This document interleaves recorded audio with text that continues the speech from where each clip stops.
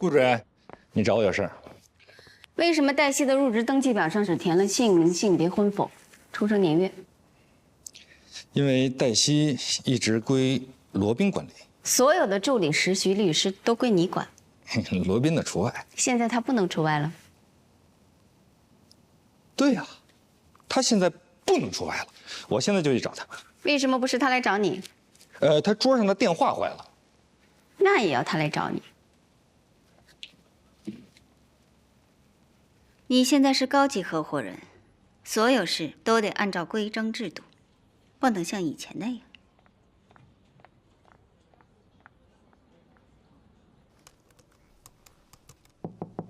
进。罗宾老师，什么事儿？那个何塞老师让您去一下他的办公室。知道了。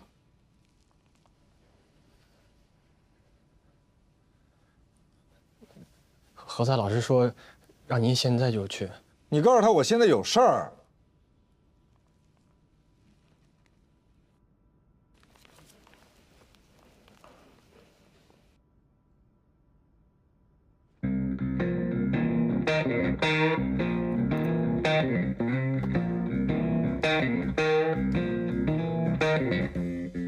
小伙子，有耐心。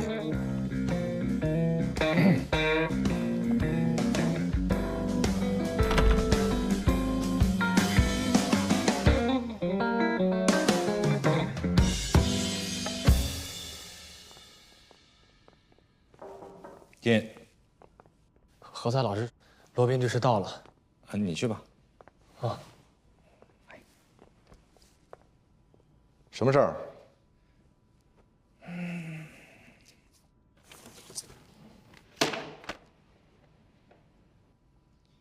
有什么问题吗？你没发现他有什么问题吗？我没发现有什么问题。为什么他的几乎所有的个人简历都是空的？啊，他是哪所院校毕业的？他毕业之后他从事了哪些职业？学历呢？学位呢？父母呢？兄弟姐妹呢？各种社会关系呢？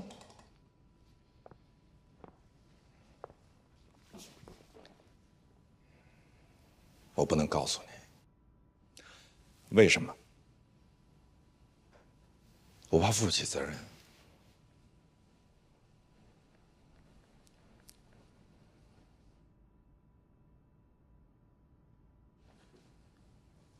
她是谁的女儿？还是她是谁的女朋友？还是……我说了，我真的不能告诉你。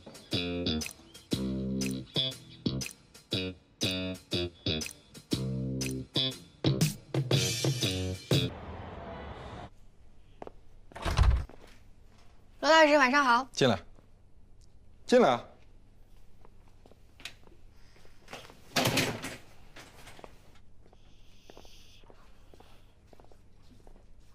哎呦，这就是你家啊？你从现在开始可以录音，以防我万一骚扰你，你缺乏证据。你也可以准备一下摄像头，万一被我讹诈的话，还能说得清楚。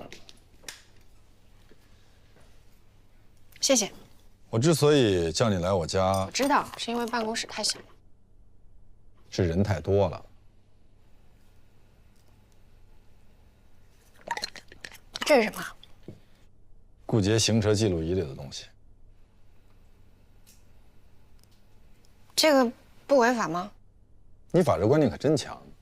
也是。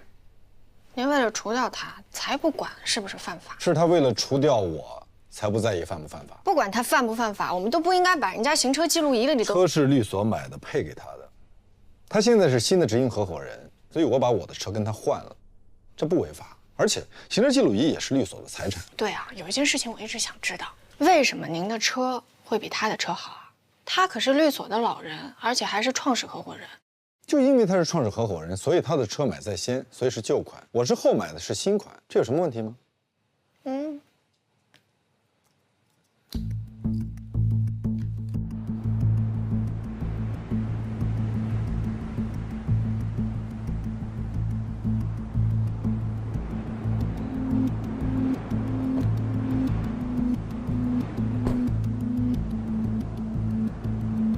怎么回事啊？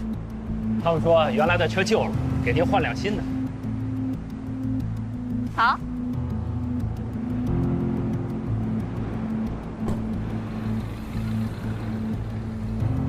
根据 GPS 的行车轨迹来看，顾杰的车从会场离开之后，去了中海花园。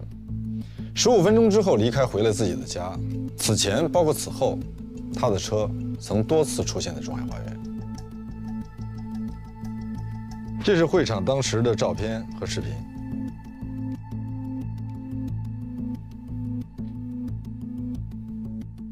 有没有他们离开会场上车以后的视频？恰巧没有，全是会场的视频。这个是当时参加会议的人员名单，全部吗？全部。被邀请的嘉宾、工作人员以及志愿者。您可以确定那天在会场所有的人都在这张名单上吗？有没有可能，比如说，有人他临时带了一个朋友过来？我认为我们需要找的人就在这张名单上。为什么？直觉。您是想要我找到这个人？您认为这个人他住在中海花园，而且跟顾杰原本就认识？没错。那您为什么不去问顾杰老师的司机啊？让他直接在这些照片里辨认一下不就好了？顾杰的司机跟他是亲属关系。那您可以让封主任去辨认啊。他喝多了，而且断片了，有人在他喝的水里面放了东西。他在会场的时候总应该是清醒的吧？他跟顾杰老师一起上的车，而那个女孩当时就在车上，他能不知道他是谁吗？一个会议那么多人，请问谁能一下记得住所有的人？我可以呀，只要我见过，我就可以记住他。更何况我还跟他说过话，而且还跟他在同一辆车上。那只能说明你的记忆力超群、过目不忘，但是常人很难做到。如果说这个人有脸盲症，就更加困难。您的意思是，封主任他有脸盲症啊？还是说他就是想让你把这个人找出来？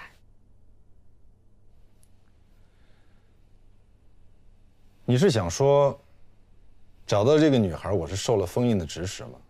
那请问，封印为什么要指使我这么做呢？我知道，您和封主任跟顾杰老师有些矛盾，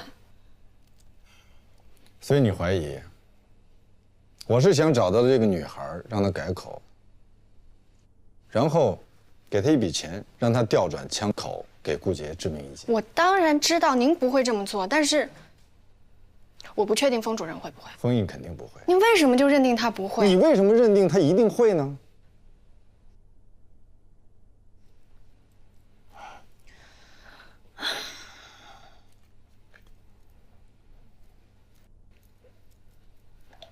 在我做交换生的时候，我说的是我们学校以前发生的一件事情。我们学校有个老师，他骚扰了一个女学生。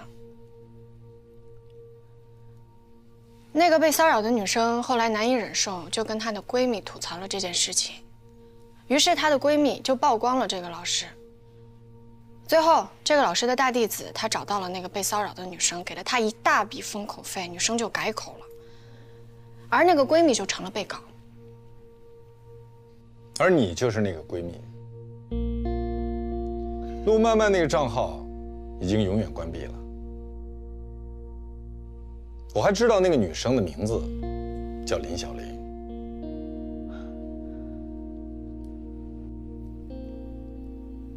您什么时候知道的？我早就知道。那你为什么不说？跟谁说？我是说，您知道了，您为什么不跟我说您知道？你这是倒打一耙。难道你忘了你当初在我办公室是怎么跟我说的了吗？我没有学历。没有什么学历，硕士学历还是博士学历？本科。本科都没有。我上过法学院，只不过是在最后一年实习的时候出了一些事情。什么事情？我不想说。想起来了吧？是你自己说你不想说。是我说的，我不想说。是啊，你自己说你不想说，难道我还要追着你问？你不想说的那件事情我是知道的，是因为你多管闲事，然后被反咬一口，导致自己连学位都没有拿到，所以后来丢盔弃甲回到国内，一个人把自己关到屋子里，打了1年多的游戏，然后又心灰意冷的去卖了咖啡，认为大部分精英都是衣冠禽兽，认为大部分律师都是见钱眼开，再然后，你就来了律所，准备行侠仗义，大杀四方。麦飞告诉你的，是不是 ？No， 您认识林小玲？我不认识。那您是怎么知道的？虽然我非常讨厌循规蹈矩，但是我也总不会从大街上捡一个人来给我当助理吧？我总要知道他有没有犯罪前科，是不是对方的卧底。我对客户负责，我也要对律所负责。所以你就调查了我？谈不上。黛西，我们既然把话说到这儿，我正好要问问你。你说那个教授对林小玲进行性骚扰，你又不在现场，你仅仅凭林小玲的一面之词。我跟林小玲，我们从幼儿园就认识，我们当了一路的同学，我相信她说的所有的话。那么我跟封印也不是昨天才认识，我像你这么大的时候我就跟他在一起，我相信他，所以我认定这件事情他一定是被陷害的。那人家女孩为什么要好端端的陷害他？动机是什么呢？这就是我找你来的原因。你不觉得这件事情很蹊跷吗？按道理说，疑罪从无，这所有的一切的消息，都是来自顾杰，其他人一概不知。而封印如果不接受他的前提条件，那么就要被诉诸法律。所以呢，大家就莫名其妙的搞了一个投票，封印也就这么莫名其妙的下台了。所以你就认为这一切都是顾杰老师搞的鬼？当然，否则顾杰为什么坚持不告诉大家，那女孩是谁？她叫什么？她是干什么的？她的联络方式，她的家庭地址。如果我是他，我也会这么做。这是为了保护受害者的隐私，就像当年，我为了保护林小玲，不管我后来再怎么被动，我都没有说出她的名字。这件事情跟封印的事情完全不一样。你是为了保护你的同学，不愿说出受害者的名字，而封印这件事情，有没有受害者，到底有没有受害者，这个人都不一定。我们当然知道，肯定有这个人，包括封印，他也知道，他都已经去了人家女孩家了。我说了，他是被陷害的，他喝多了，他断片了。那他为什么要去人家女孩家？你这个逻辑好搞笑啊！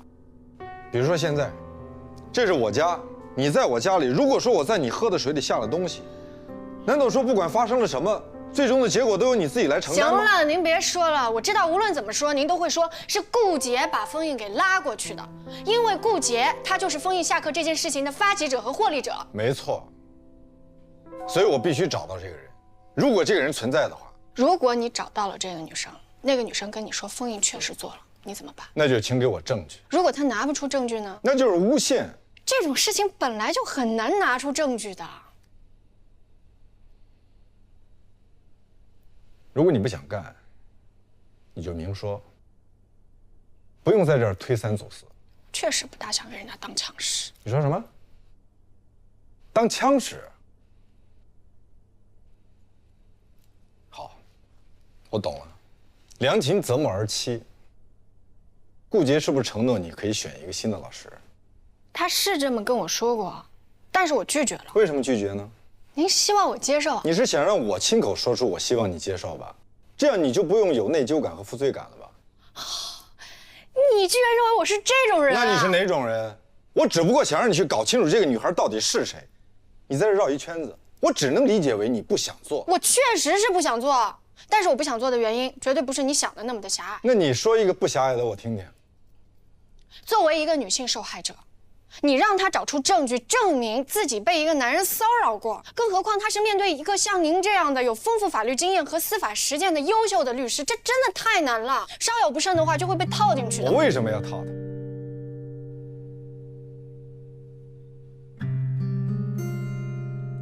你给我出去！别生气，我一点都没生气。我这是在跟您探讨啊。不需要探讨，我自己可以解决。时间不早了，出去。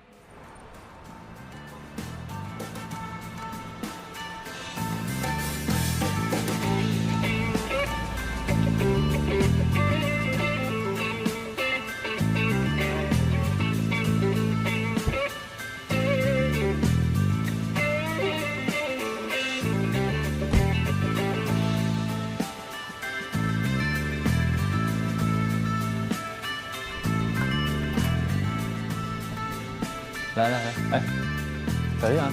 哎，慢点。好，小心啊！你要把封印挪哪儿去啊？都不是主任了，就摘下来呗。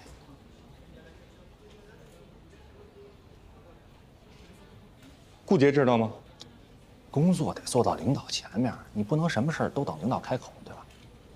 这我觉得吧，我明白，您放心，我一会儿就把您的照片放到罗宾前面来啊。我不是这个意思。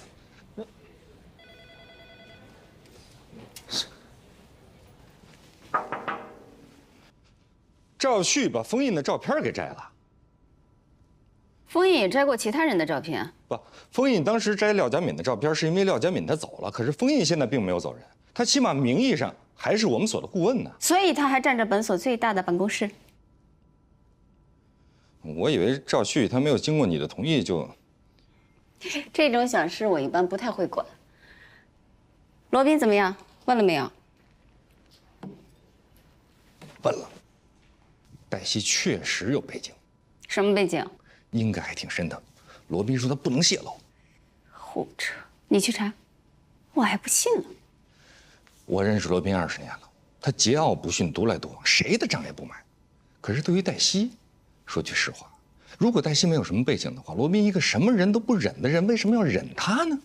而且这姑娘刚刚到我们律所的时候，就得罪了最大的客户，当时把封印气个半死也没辙。我估计封印应该也知道她的背景。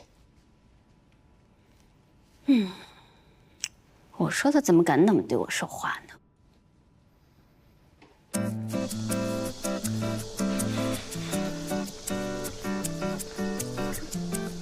你说你个小玩意儿啊，我就知道你在这儿挖，跟你3天得挖3天。什么玩意儿啊？白霞哥哥，哇塞，您好辛苦啊！这大热天的，您还捡狗屎。那个，喝瓶王老吉吧，解解渴，休息一下。啊，您好，您不用客气，有啥事可以直说。是这样的，前2天呢，我们开车来咱们小区，不小心丢了东西，那东西特别的重要，所以我想拜托您，能不能带我去看一下监控啊？你把车停哪儿了呀？停哪儿我倒是忘了，但是我可以告诉你是哪天，然后大概是几点。你不是把车停咱小区访客车位上了吧？有可能。我就说，那个小五啊，来，这边盯着点啊。好哎。记得千万不能跟业主起冲突。没问题。您好，您请跟我来。谢谢。你别着急啊，就在这一块了。谢谢你们，辛苦了。没事儿。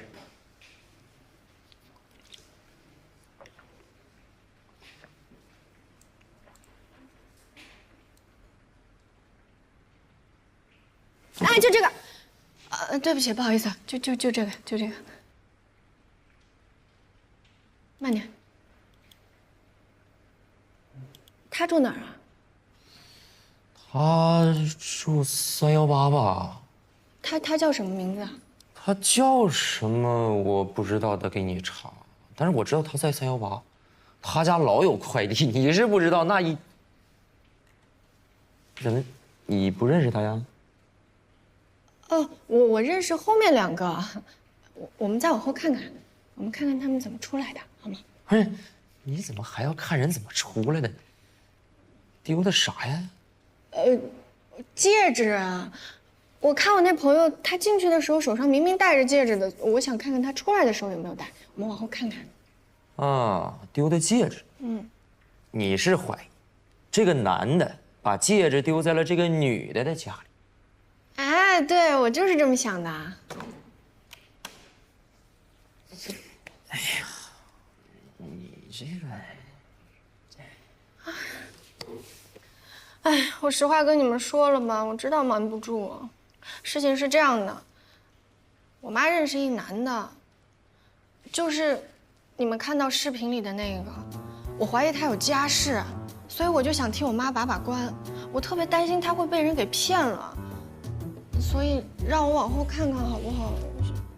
等会儿，你说你妈认识一男的？是，我没有父亲，在我很小很小的时候，我爸爸就已经去世了，我就只有妈妈带着我，所以我跟我妈的感情特别好。你们不知道，我妈她特别纯洁。其实我也不反对她梅开二度吧，但是我总要帮她把关，我得看看这个男的是不是有家室，是不是可以给她安稳的后半辈子，是不是？所以我求求你们了，让我往后看看吧，好不好？我真的很担心我妈妈被人给骗了，好吗？看，谢谢，谢谢。现在啊，这个世道也乱，骗子多，你回去也跟你妈妈说，让她多注意啊。好。您好，您什么事儿啊？我想来打听一个业主，他住几楼？几门几号啊？他叫黄觉，您能帮我查一下吗？哎，不好意思，我们这儿啊不负责查人。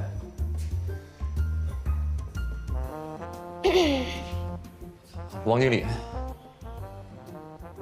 不是，你们俩认识啊？啊，他是我哥。你哥？不同父不同母的。啊？你居然骗保安！不然他为什么让我查电话？他叫黄觉。您怎么知道他叫黄觉？名单上有这个名字。名单上的名字多了。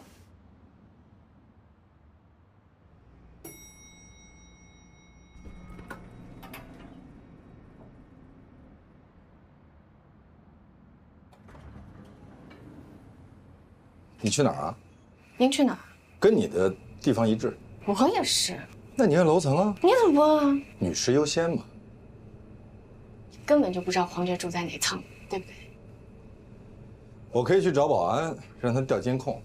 行啊，但我也会去跟保安小哥哥说，哥哥你精神不是很好，容易控制不住自己，所以千万不能让你看监控，而且不能让你随便进小区、进楼道。那我也可以把她的照片发到网上，就说这是我偶然邂逅的一个女孩，我一直对她念念不忘，这是我的真爱人，我让广大网友帮我找到她。你去哪儿啊？您去哪儿？跟你的地方一致。我也是。那你按楼层啊？你怎么问啊？女士优先嘛。根本就不知道黄觉住在哪层，对不对？我可以去找保安，让他调监控。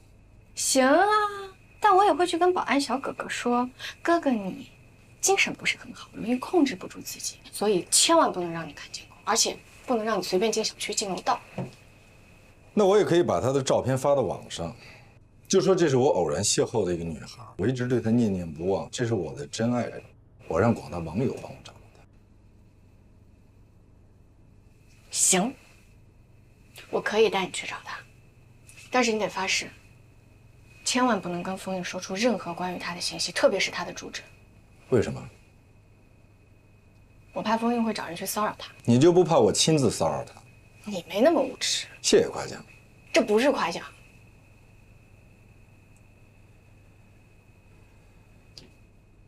我们到底要在这儿站多久？你还得答应我一件事儿，无论什么时候你去找他，我都必须在现场。同意。你一定不能把我排除在外。你到底摁不摁电梯？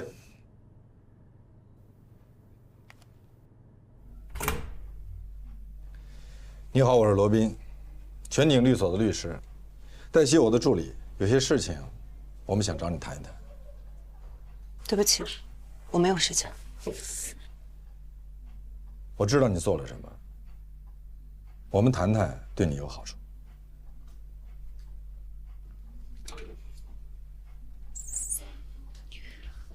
谈吧。为了确保你我的利益，我们这次谈话需要录音。你也可以录。我那有，随时录。那你一定录了公益之星那天晚上所有发生在这间屋子里的事情吧？我只给你们5分钟的时间。你把那个监控视频复制一份给我们，用不了5分钟。这涉及到个人隐私。你涉嫌诬陷。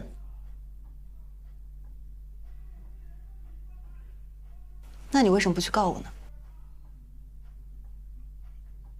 因为我认识12岁的你，那时候你还不叫这个名字。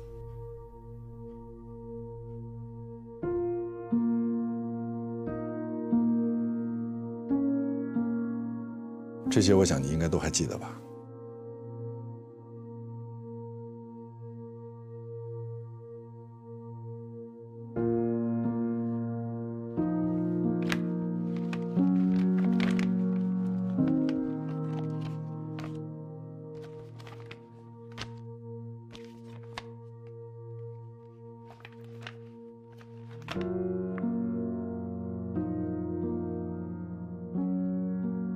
非常公平的讲，冯毅当时已经替你们争取到了最好的和解条件。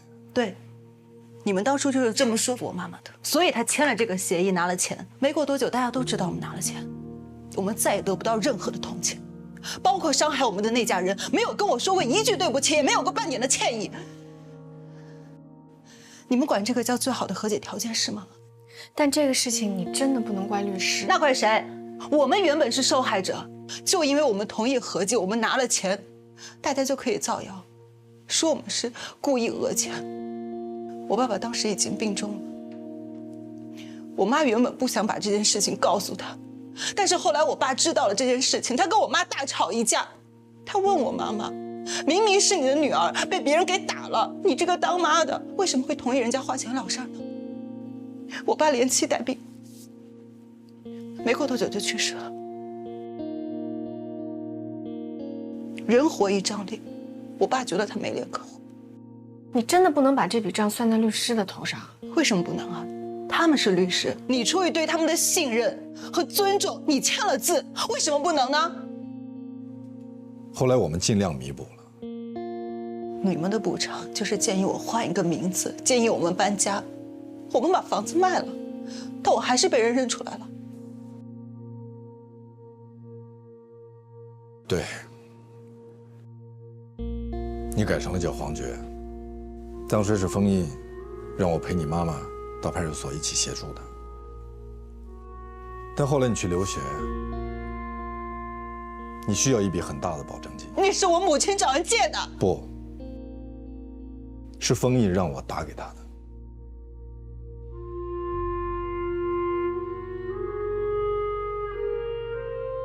这是汇款凭证。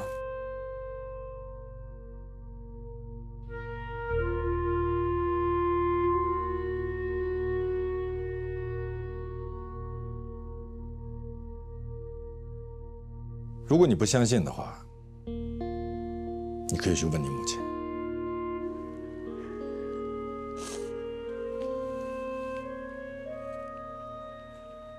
我现在一周去看我妈一次，她已经连我都不认识了。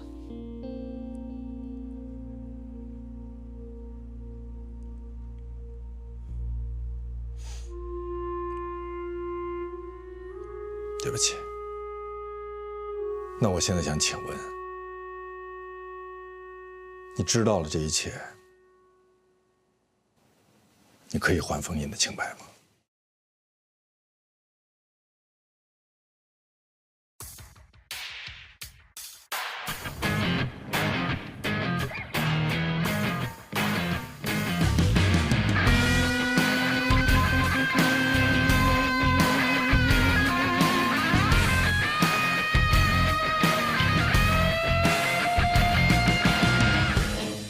以后见我需要预约。我刚从黄觉那儿回来。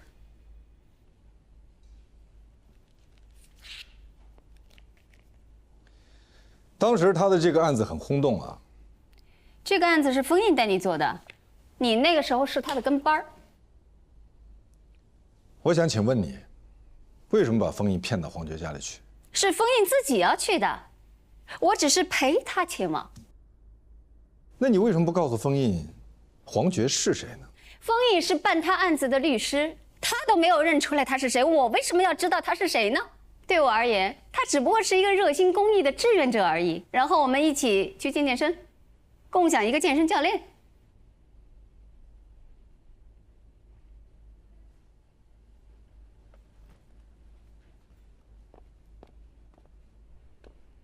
我母亲大部分时间都是糊涂的。但我知道，他对当年的和解协议一直耿耿于怀，觉得自己上了一个律师的当。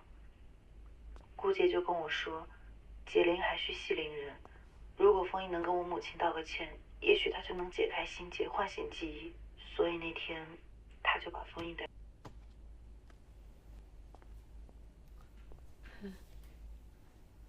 我可以理解为，你们收买了那姑娘，或者威胁了她。不可能，我和罗宾老师是一起去的，我们全程都录了音，绝对不存在任何的收买还有威胁。那我也可以解释为，你们在录音之前就已经完成了收买和威胁。我们没有，空口无凭。你说没有，我说有。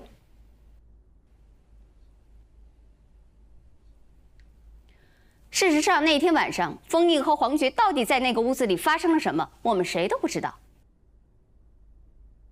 好，我们大家来重新投一次票，2个选项。选项 A 就是你们说的这个版本，封印那天在那个姑娘家喝断片了，一个人安安静静的睡过去了，什么事情都没有发生。选项 B， 你们收买了姑娘，按照你们所需要的版本重新编了一个这样的故事，然后栽赃嫁祸给我。如果重新投一次票，你们猜大家会选 A 还是 B？ 我想提醒你，黄觉家的客厅有监控，卧室和洗手间没有，所以你还是无法证明到底发生了什么。那你知道这个是什么吗？这是你行车记录仪里的储存卡。你和黄觉在车里的所有对话都被记录在里面，包括当时封印昏睡过去之后，黄觉给你打电话，你当时就在车里。你跟黄觉说不用担心，也不用送他去医院，因为封印喝的断片酒是你给他喝的。你还让黄觉好好想一想，到底要让封印付出什么代价，才能告慰他父亲的在天之灵，以及他和他母亲所承受的全部不幸。如果再投一次票，我倒是可以在投票现场播放一下，你觉得大家会相信谁？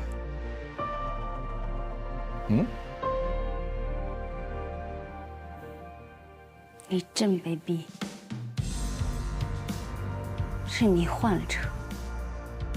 人为了达到正义的目的，尤其是当遭遇的对手比较没底线的时候，不得不做这么1、2件看起来不太高尚的事情。这是你在做实习生的时候我教给你。没错，所以谢谢，我一直铭记在心。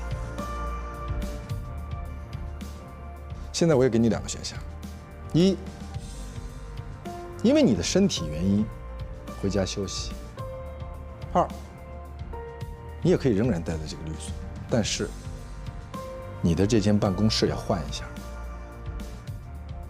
你还真是睚眦必报。我还没说完，不管哪个选项，你都必须要跟大家说清楚，这件事情是你弄错了，没面子。我也可以给你提供一个比较体面的版本，比如说，你就说你接到了一个匿名的投诉电话，然后你就当真了，可是没想到这居然是一个愚人节笑话。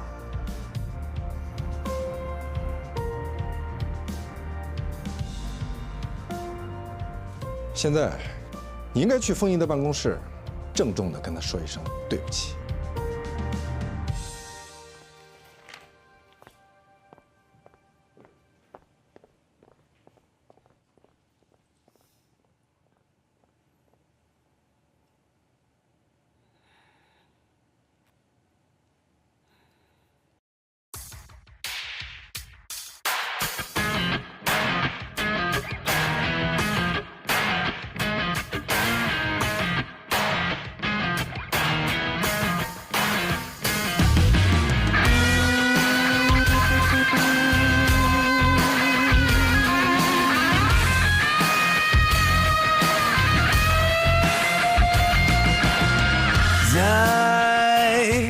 叫做一场没有终点的梦，又能怎样？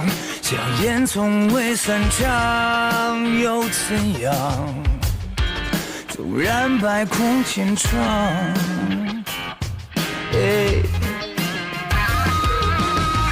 只能够战胜残酷，只能去圈住迷途，他要走的每一步，不犹豫，不彷徨，这夜的星光长什么模样？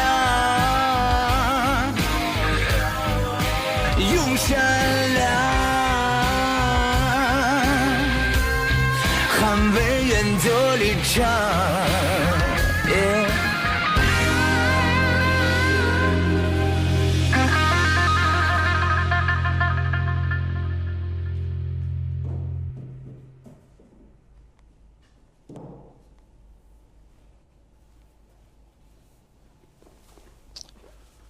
其实你可以不走，搬到楼下储物间，你也可以不搬，写个检查。不用不着。那你要怎么样？人非圣贤，孰能无过？你是围棋高手，你靠对方的错误赢棋。不，你不了解围棋。我了解你，你会逼着对手犯错误。是你给我挖了个坑。是你逼我给你挖坑。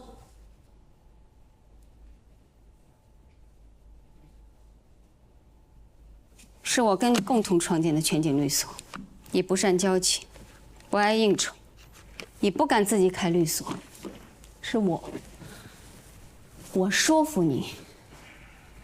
我跟你说，我最大的优势就是交际。那个时候，我们接了很多其他律所不敢接的案子。我们最大的困难不是接其他律所不敢接的案子，打其他律师不肯打的官司，我们最大的困难是缺乏案源。没有人愿意相信一个刚刚成立的律所。是，在日常生活当中，打官司是个低频事件，即便你服务的再好，即便是打赢了，也很少有回头客。哈，谁愿意3天2头打官司呢？所以，是我去应酬，我去交际，是我去争取企业客户，争取做他们的长期法律顾问。最早的那批客户都是我争取来的。所以啊，在律所的墙上，我说的是过去的墙上，你的名字和我的名字排在第1排，第1排只有你和我。后来你开始排挤我。我没有。你有，你在律所有威望，有地位，人人都会巴结你。我呢，罗宾把我的客户抢走了，你说什么了没有？罗宾没有抢你的案子，是你的客户不满意你。你以前从来不会这样跟我讲话。我以前，你以前仰仗我，依靠我，信任我，需要我。现在呢，你有其他人可以仰仗，可以依靠，你也没有再那么需要我了。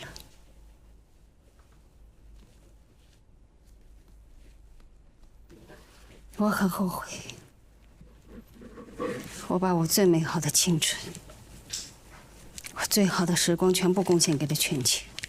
现在全景人丁兴旺，兵强马壮，我也没有什么再可以给他的了。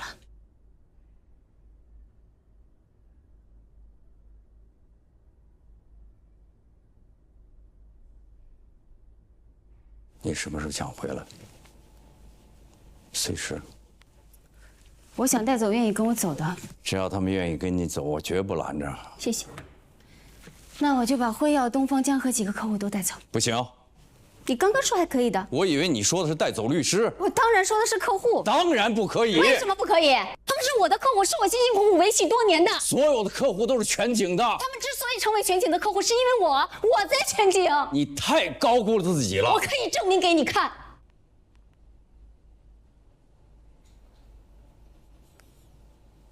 我还是那句话，你什么时候想回来，我依然欢迎。刘老师，有件事情我一直不大明白啊。16G 的行车记录仪最多也就记录100个小时，就算是64G 的，也就最多是400个小时。所以呢？您说顾杰老师的行车记录仪记录了他和黄觉所有的对话，是不可能的。那您当时？我赌他不知道。那他万一知道呢？不存在这个万一。为什么？因为他是顾杰。你的意思是他蠢？不，我是说他没那么坏。什么意思？不够坏的人做了坏事儿会心虚，因为他知道自己做了坏事儿，所以只要你跟他说行车记录仪记录了他在车里的一举一动、一言一行，他的脑子马上就会去扫描自己在车里说过的每一句错话，根本没有内存来反映正常的行车记录仪到底能记录多长时间的内容。哦，对啊，是啊是啊。你那个外甥女告舅舅的案子进行的怎么样了？我找过王立川好几次，他都不搭理我。不搭理你不是你见不到对方的理由，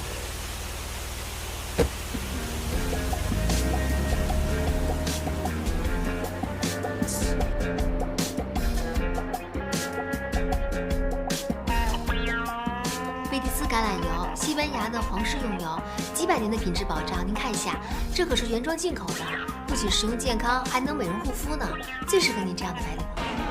哎，我想问一下，这个发票能办化工用品吗？不能，您买什么开什么。哦，不行，谢谢啊。哎，您后面排队。哦，我不是来开发票的。啊，您在这签个字就行。这里说。对对对。哎，好嘞，这卡您拿好。好。您好，这是我的名片，我之前给您打过电话。黛西助理。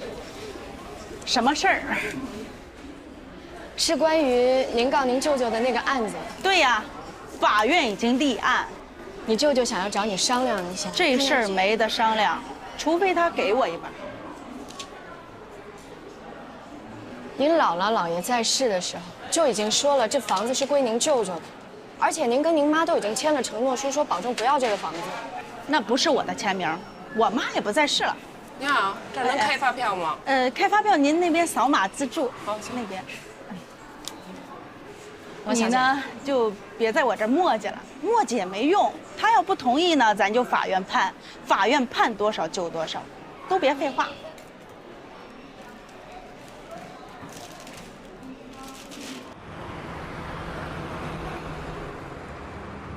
妈，喝水吗？你怎么叫我妈？我不是你妈。那你是谁的妈妈呀？黄觉。我就是黄觉啊。你是黄觉？想起来了吗？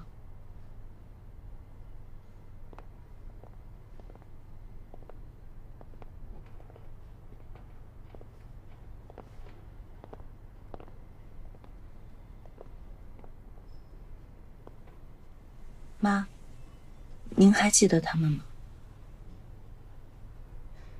记得。他们是律师。你们来干什么？大姐啊，我们今天来是向您道歉的。我们当年考虑的的确不周全。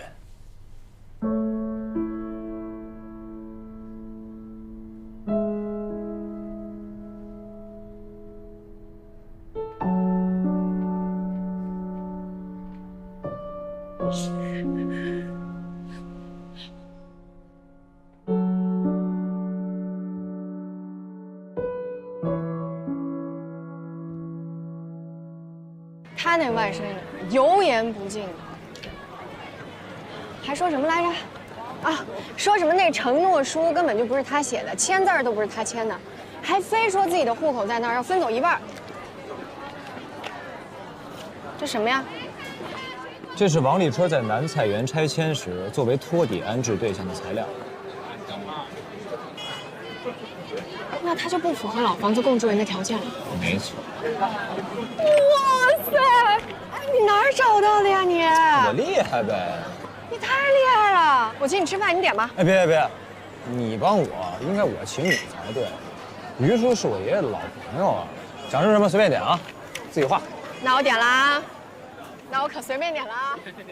我以前对您有误解。我那个时候也是年轻气盛，急于求成，所以后来啊，就一直积极热心公益事业，尽量不做一个无情的旁人。尽管有的时候义不容情。顾杰他是受了我的影响，我老在他面前说您的坏话，尤其我到医院来看我妈，我特别难受，所以我情绪化的时候，我就跟他说，我想报复，但其实我就是想发泄一下。哎，我懂。其实我和顾杰也是多年的交情。哦，对了，当初您借我们那个钱，我们到时候怎么还给您？那钱不用还了。不行，那个钱一定得还的，这样不可以。这样吧，如果你非要还，那你就找个公益基金，捐给需要的人好了。好，我们走了，再见。谢谢，再见。再见。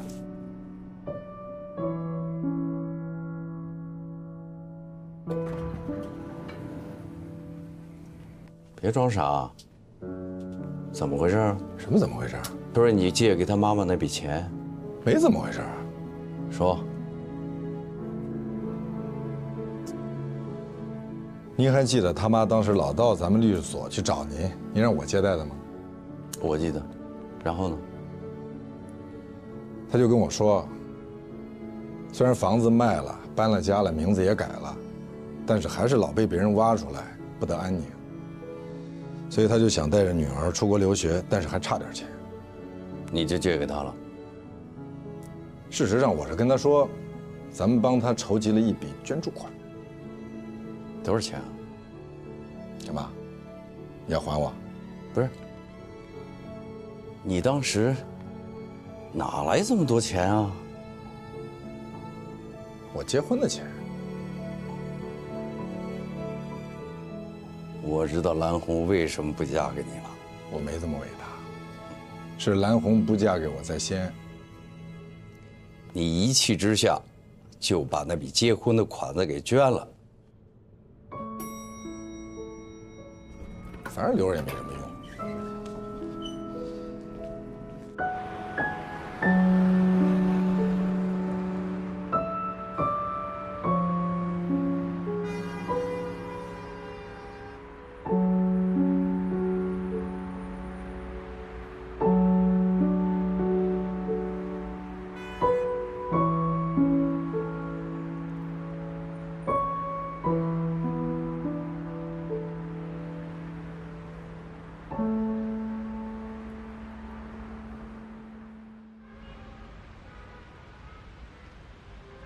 兰红应该付给我们1650万。老大，温馨提示一下，这是何塞的客户。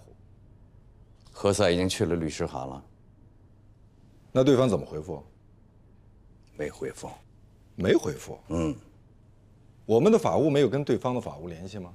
对方是个家族企业，她老公是董事长，她老公的弟弟是 CEO， 法务总监是兰红。那何塞打算怎么做？起诉他们。不，我不赞成。律所起诉自己的客户，这是两败俱伤的事儿。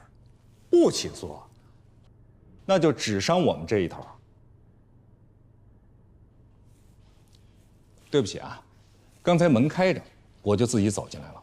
我正好听见你们在谈论我的客户。对于这种没有诚信的客户，我们就应该起诉他，让所有人都知道他们的丑恶行径。正好听到，好巧啊！你在暗示我偷听你们谈话，不然呢？你正巧经过？我还真不是正巧经过，我是来找封主任，我做一些必要的解释。我和罗宾正在谈事儿，你急吗？这不妨碍。我跟您说什么了，罗宾都会很快的知道。你们之间没有秘密。阿伟，别走，坐。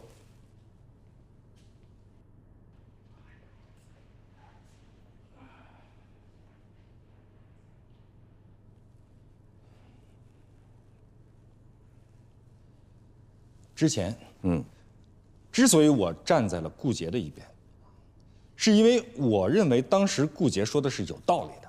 在很多事情没有弄清楚之前，我也认为，您当时不适合做律所的执行合伙人。现在呢，事情都弄清楚了，您也官复原职了，这是皆大欢喜。你想解释什么？我没听出来啊。我认为我站在顾杰的那一边，当时是没有错误的，现在来说也没有错误，对吧？但是如果您认为我错了，或者您认为那是我的污点，或者您觉得我就不适合再留在全景了，或者是您想杀鸡给猴看，那好，我可以离开全景。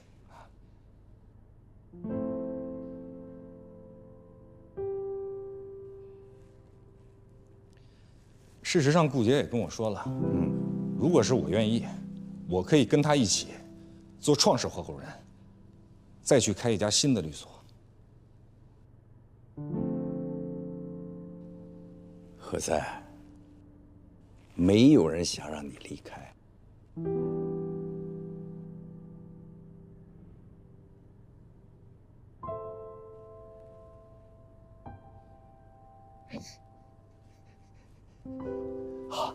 好，那我就继续留在全景，我发光，发热。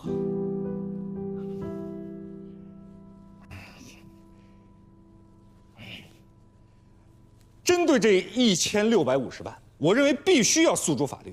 对于这种流氓无赖客户，我们绝不能退让，必须起诉。不能起诉。大公律所起诉客户就是前车之鉴。虽然官司打赢了，钱也要回来了，但是他们客户及其所属的所有子公司，跟他们的乙方公司和他们有生意来往的合作伙伴，全都跟大公律所解除了法务合同。和他们失去的相比，他们要回来的那一点点根本不值一提。我还没说完，这还没有算上大公律所所损失的声誉。律所起诉客户耍赖，客户指责律所不专业、不敬业。不敬业怎么给他们把官司打赢的？那是因为客户认为他们本来就占理，就应该赢。蓝红可不敢跟我说这话啊！他的这个官司1审、2审都输了，直接告到了高院，是我帮他们打赢的，所以他们才跟我签了长期法律顾问合同。看来你根本就没有听懂我在跟你说什么。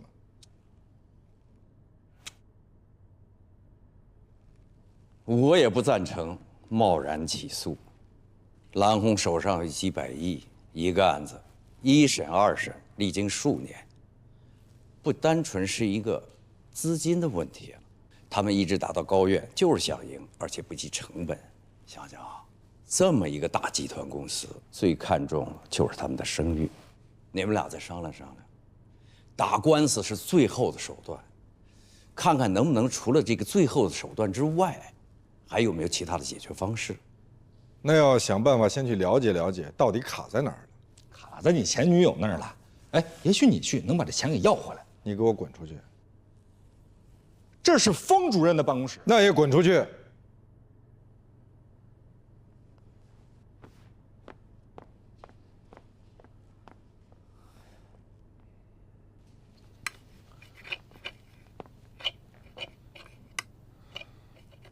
刚才赵旭来找过你，什么事儿？他想跟你解释一下，之前不是他想要占你的办公室，是顾杰安排的。那他的意思是，别人非逼着他占我的办公室。我也是这么跟他说的。你怎么了？没事儿。你不想说就算了。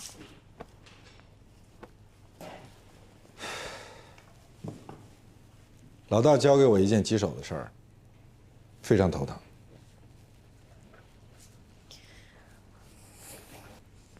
蓝红，我就知道这个案子兜兜转转，最后还是会绕到你这儿。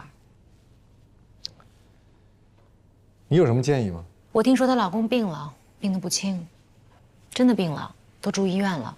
他们家的买卖是一个家族企业，旗下有好多家公司。她老公占60%的股份，她老公和她前妻有一个儿子，已经成年，占20%的股份。她老公还有一个弟弟，一直负责公司的运营工作，也占20%。那蓝红呢？她不占股，名义上她是公司的法务总监，但是她并没有实权。蓝红生的是一个女儿，我听说她老公家重男轻女，每年春节她老公都要回到她家族过春节，就是和她的弟弟那一家，还有她自己的儿子。蓝红都是带着她女儿到她娘家去吃年夜饭。那要账这事儿，人家老公都进了医院了，在和病魔做斗争，你现在去要账好吗？合适吗？再加上你们俩之前还有那么一段。我敲门了，我听到了。我刚才给你前女友打了一个电话，鉴于她是她老公公司的法务总监，以及她老公是董事长，所以我跟她说我们要当面沟通。我们？对，我们。我跟她说，我和你，我们一起去拜访她。哇哦！为什么哇哦？祝福你们啊！预祝你们旗开得胜，马到成功。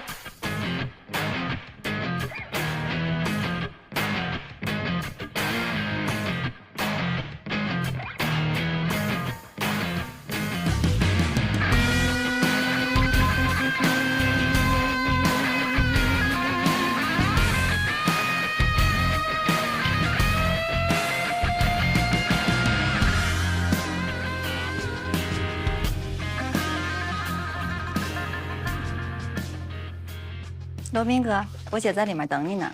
哦，何塞，我同事，蓝红的妹妹。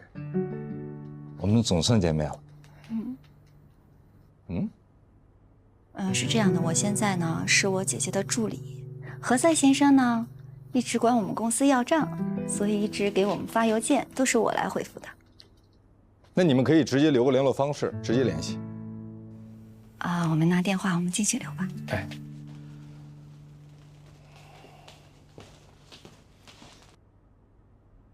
你们是来下最后通牒的吧？我们是来送温暖的，我们是来送温暖的啊。董事长的身体还好吧？这个要问董事长的亲弟弟。兰兰，我说的是实话，他弟弟都不让你去医院呢。那是因为医生说了，脑梗病人容易激动，他生怕他哥见着我跟孩子会太激动了。那现在公司是谁在管理啊？他弟弟。他除了这个弟弟之外，还有没有其他的兄弟姐妹？他父母还在世吗？何塞，你过分了吧？不，我就是提示你一下。你看，如果说你丈夫这边家庭成员还有家庭结构比较复杂的话，那么一定要尽早把遗嘱确定好。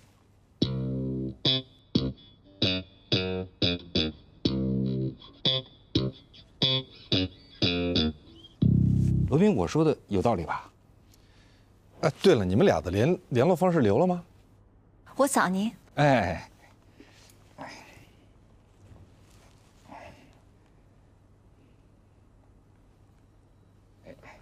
姐，我觉得何塞律师说的对，您是应该把遗嘱的事情提上日程。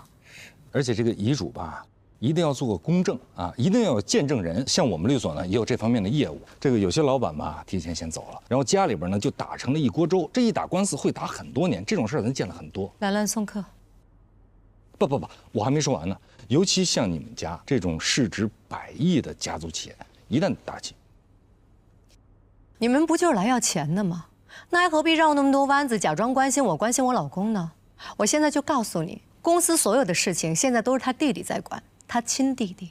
有本事你就找他弟弟要，我把电话给你。你有本事把刚才说的话当面再跟他说一遍。我跟他说立遗嘱的事儿，他一定会感激我的。不好意思，我们先回了。你多保重，也祝你先生早日康复。我没说完呢。你说完了。不是，哎，我真没说完。真说完了。我姐姐最近喜怒无常的。能理解，能理解。那我跟兰兰再说两句。您说。他见了美女就拔不动腿，而且，不，你陷害我。说起来没完没了。您记得微信给我通过。好的，会通过的。好，留步。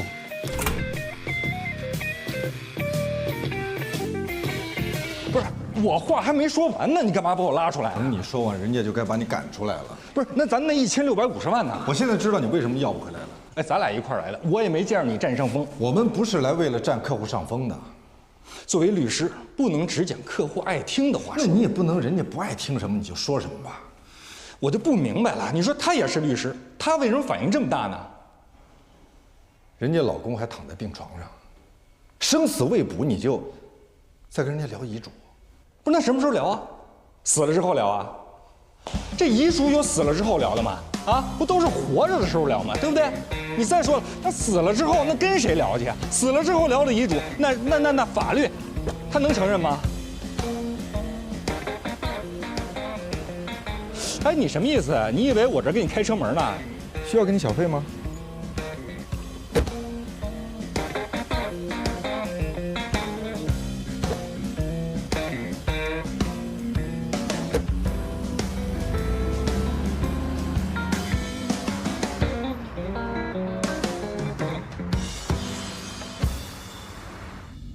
你就不觉得奇怪吗？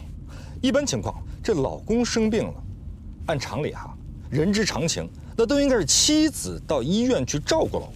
可是他们家呢，居然不让蓝红到医院去看丈夫，那是人家的家务事儿。我不同意你这说法。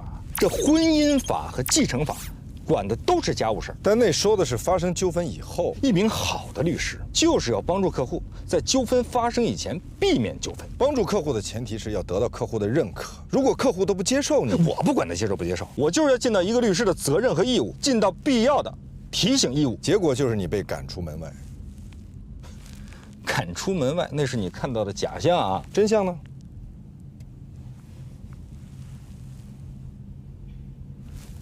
真相。何塞律师，特别感谢您。我姐姐情绪不好，请多谅解。您的提醒非常有必要。她刚才给孙超越，就是我姐夫的弟弟发了微信，要求前去探视，结果被告知姐夫今天转院。我们问转到什么医院也不告诉我们，所以我们也有一些不安。不知道您有什么建议啊？听见了吗？这就是蓝红的妹妹兰兰给我发的微信，你要听一遍吗？